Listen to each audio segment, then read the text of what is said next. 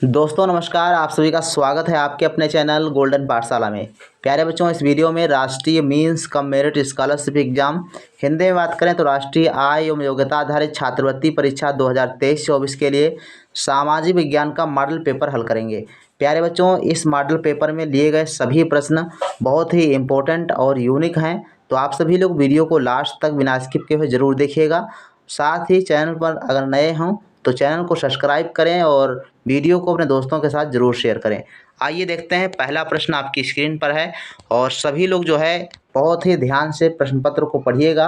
अगर हम फास्ट चल रहे हो तो आप वीडियो रोक करके भी देख सकते हैं। पहला प्रश्न 146 नंबर, निम्न में से किस देश में मध्य रात्रि यानी 12 बजे को सूर्य दिखाई पड़ता है? तो इस क्वेश्चन का आंसर तो आप सभी को आता होगा। आप सभी लोग अगर इस क्वेश्चन का आंसर गेस कर पा रहे हैं तो आप लोग कमेंट सेक्शन में आंसर ज़रूर लिखें। ए ऑप्शन है Nepal, B option New Zealand, C option Norway और डी ऑप्शन है जापान। तो इसका जो राइट आंसर है नॉर्वे। नॉर्वे में मध्यरात्रि में सूर्य दिखाई देता है, इसलिए इसको मध्यरात्रि का देश भी कहा जाता है। नेक्स्ट क्वेश्चन है 147 नंबर और बहुत ही इंपॉर्टेंट प्रश्न है, पृथ्वी अपने अक्ष के साथ कितना कोण बनाती है? और दूसरा क्वेश्चन पूछा गया कक्षा के साथ कितना कोण बनाती है? तो इसको आप समझिएगा। ये बच्चों आपका राइट आंसर हो जाएगा इसमें बी ऑप्शन 23.5 डिग्री और 66.5 डिग्री। तो जो अपने अक्ष के साथ जो कोण बनाती है वो है 23.5 डिग्री, आप इसको समझिएगा।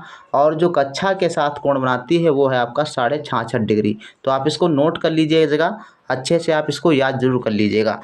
148 नंबर प्रश्न है, भारत का मानक समय 82.5 डिग्री पूर्वी देशांतर रेखा के आधार पर निर्धारित किया जाता है, जो किस नगर से गुजरती है? तो इसका आंसर क्या है आप सभी लोग कमेंट सेक्शन में लिख दीजिए।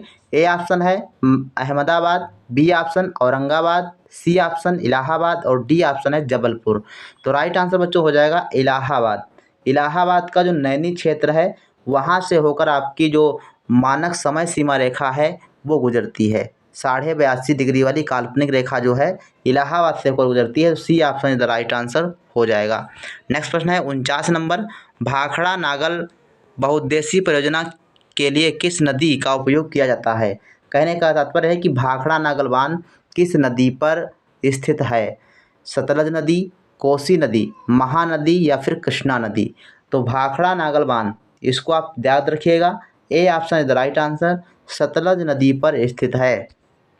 नेक्स्ट प्रश्न है 150 नंबर, भारत में अभयारण्य तथा राष्ट्रीय उद्यान हैं। तो भारत में कितने अभयारण्य हैं और कितने राष्ट्रीय उद्यान हैं? बहुत इंपॉर्टेंट प्रश्न है और आपसे पूछा जा सकता है। तो इसका जो राइट आंसर हो जाएगा ए ऑप्शन, भारत में 490 अभयारण्य और 89 जो है राष्ट्रीय उद्यान स्थित हैं। तो ये आपका ए ऑप्शन सही जवाब हो जाएगा। नेक्स्ट प्रश्न है 51 नंबर, राष्ट्रीय राजमार्ग के मील का पत्थर में क्या निर्दिष्ट किया गया होता है?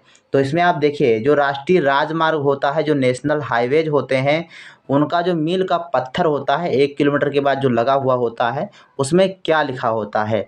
DMR लिखा होता है, SH लिखा होता है, फिर NH या फिर उपरोक्त में से कोई नहीं?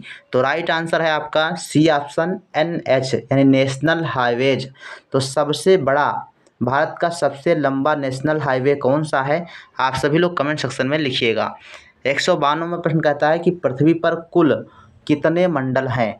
तो 2 हैं, 5 हैं, 4 हैं या फिर 3 हैं? तो पृथ्वी पर कुल मंडल बच्चों हैं 4। सी ऑप्शन आपका सही हो जाएगा।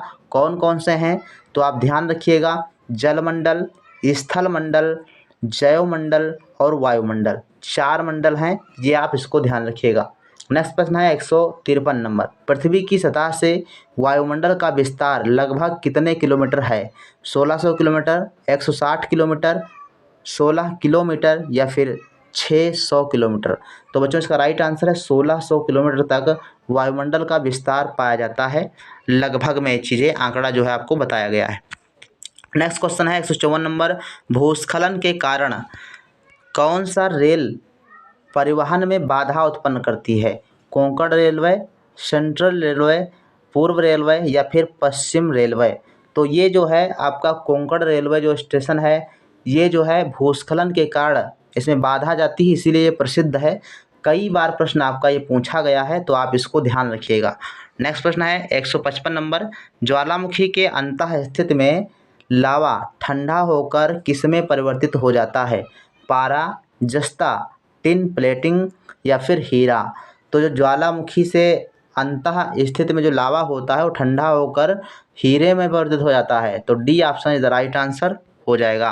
नेक्स्ट क्वेश्चन है 56 नंबर, विगत 100 वर्षों में तापमान में कितने तक वृद्धि हुई है? 0.6 डिग्री सेंटीग्रेड, बी ऑप्शन है 6 डिग्री सेंटीग्रेड, और सी ऑप्शन है 6.5 डिग्री सेंटीग्रेड, और डी ऑप्शन है 7 डिग्री सेंटीग्रेड। तो राइट आंसर क्या है? आप सभी लोग जितनी देर हम ऑप्शन पढ़ते हैं उतनी देर आप अपना आंसर कमेंट सेक्शन में लिख दिया करें। ए आंसर सही है, 0.6 डिग्री सेंटीग्रेड जो है विगत 100 वर्षों में तापमान में वृद्धि हुई है। नेक्स्ट 157 नंबर प्रश्न है, निम्नलिखित में से कौन ग्रीन हाउस गैस नहीं है? बहुत इंपॉर्टेंट क्वेश्चन है। कार्बन डाइऑक्साइड, मीथेन, क्लोरोफ्लोरोकार्बन या फिर नाइट्रोजन? तो राइट आंसर बच्चों इसका हो जाएगा नाइट्रोजन जो होती है, इससे ग्रीन हाउस गैस नहीं बढ़ता।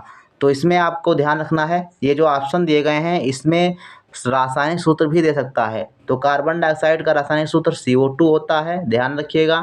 और मीथेन का क्या होता है? CH4, ये मीथेन का होता है। क्लोरोफ्लोरोकार्बन, इसको CFC कहते हैं, ठीक, CFC। तो ये आप ध्यान रखिएगा। 58 नंबर प्रश्न कहता है, संयुक्त राष्ट्र संघ ने किस तिथि को ओजोन दिवस के रूप में मनाने की घोषणा की है? यानी ओजोन दिवस कब मनाया जाता है? Very important question. 17 सितंबर, 16 सितंबर, 17 अक्टूबर या फिर 16 अक्टूबर? तो राइट आंसर है 16 सितंबर को संयुक्त राष्ट्र संघ द्वारा ओजोन दिवस के रूप में मनाने की घोषणा की गई थी। यानी ओजोन दिवस 16 सितंबर को मनाया जाता है। 159 नंबर प्रश्न है, निम्न में से कौन हर्षवर्धन द्वारा रचित नहीं है? तो हर्षवर्धन एक विद्वान था और इन्होंने पुस्तकें लिखी थी 3। अब इसमें 4 दी गई हैं, तो कौन सी हर्षवर्धन की नहीं है? नागानंद, हर्षचरित्र, रत्नावली और प्रियदर्शिका? तो ये आपका बी ऑप्शन बच्चों सही हो जाएगा, जो हर्षवर्धन की रचना नहीं है। ये नागानंद, रत्नावली, प्रियदर्शिका हर्षवर्धन की रचनाएं हैं। बाकी बी ऑप्शन जो लिखा है हर्षचरित्र, ये लिखा था बाणभट्ट ने। ये किसने लिखा था? बाणभट्ट ने। और बाणभट्ट कौन थे? तो हर्ष के दरबारी कवि थे। तो ये आप ध्यान रखिएगा। 160 नंबर प्रश्न है, प्राचीन भारत का अंतिम हिंदू शासक कौन था? हर्षवर्धन, पुलकेशिन द्वितीय, देवगुप्त, भास्कर वर्मन? तो राइट आंसर बच्चों हो जाएगा, जो हिंदू शासक था वो हर्षवर्धन था। A option is the right answer. 168 number, गुलाम वंश के संस्थापक के रूप में कौन जाना जाता है? मोहम्मद गजनी, शहाबुद्दीन गोरी, कुतुबुद्दीन ऐबक या फिर बलबन?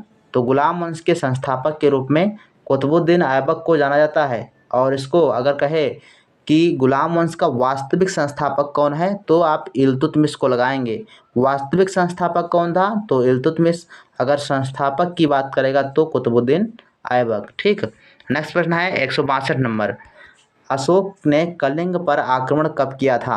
261 ईसा पूर्व, 263 ईसा पूर्व, 245 या फिर 255 ईसा पूर्व? तो राइट आंसर क्या है?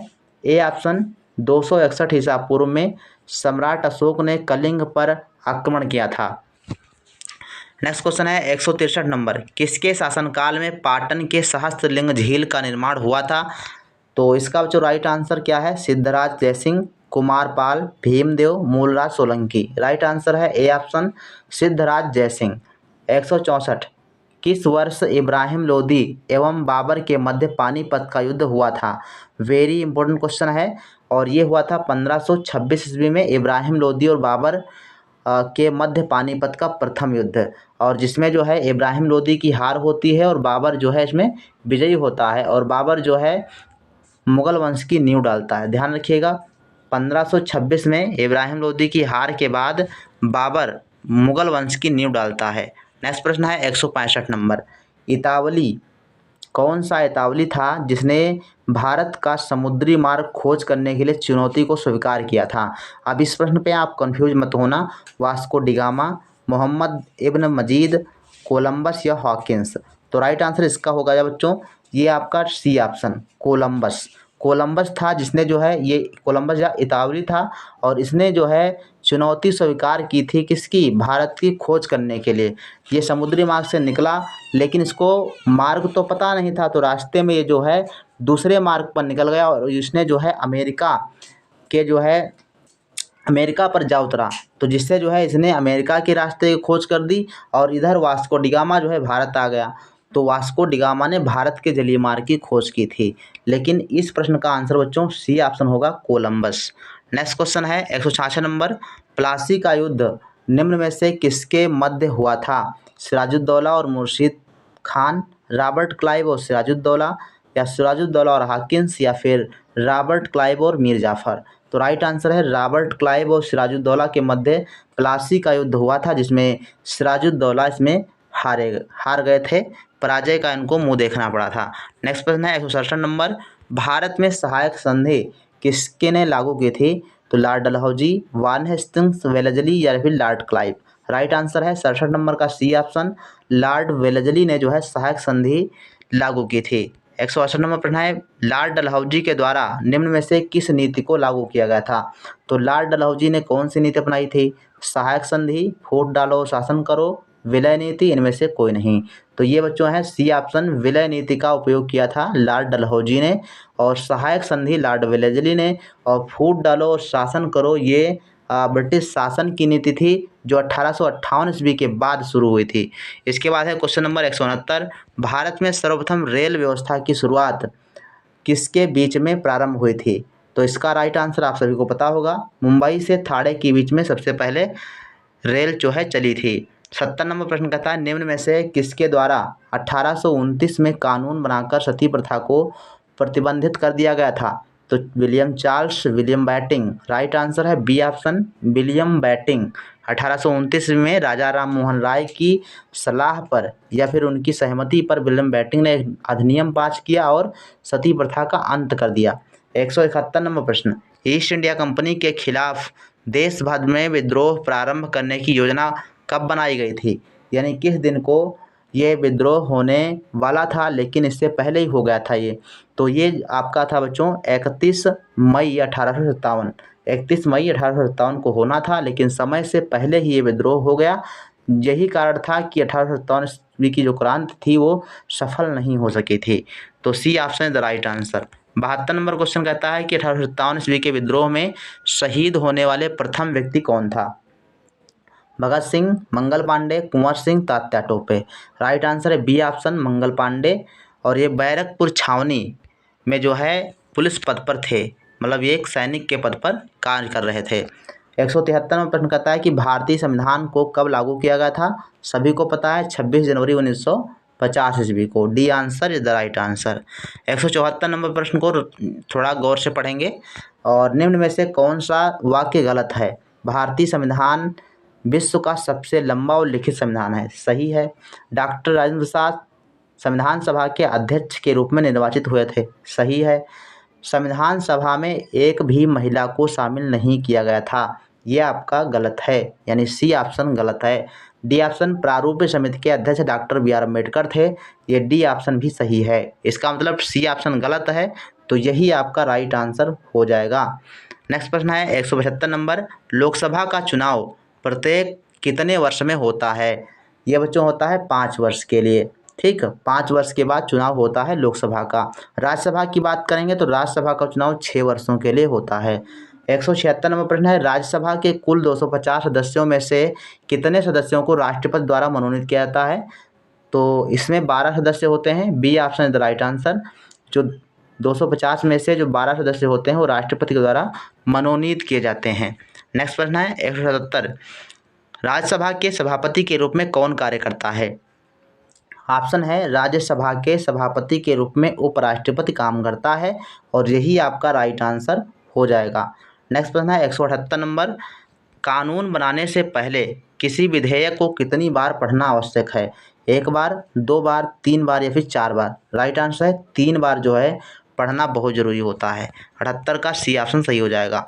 179 नंबर प्रश्न है, ISI मार्क होता है, चिन्ह किस उत्पादन के लिए किया जाता है, प्रयोग किया जाता है? कृषि उत्पाद, घरेलू उत्पाद, ऊनी उत्पाद या फिर सोना चांदी के गहने पर। तो राइट आंसर है जो ISI जो मार्क होता है वो घरेलू उत्पादों पर जो है उपयोग किया जाता है। बी ऑप्शन सही है। और इसके बाद है 180 नंबर प्रश्न, निम्न में से कौन आपराधिक मामले नहीं है? शारीरिक नुकसान, चोरी डकैती, हत्या या फिर भूमि मामले। तो ये बच्चों डी ऑप्शन हो जाएगा। भूमि मामले जो होते हैं ये आपराधिक मामले नहीं होते। तो ये रहे आपके 35 प्रश्न जो सामाजिक विज्ञान से संबंधित थे। और ये मॉडल पेपर आपको कैसा लगा आप सभी लोग कमेंट सेक्शन में ज़रूर लिखिएगा। मिलते हैं फिर नेक्स्ट वीडियो में, तब तक के लिए धन्यवाद।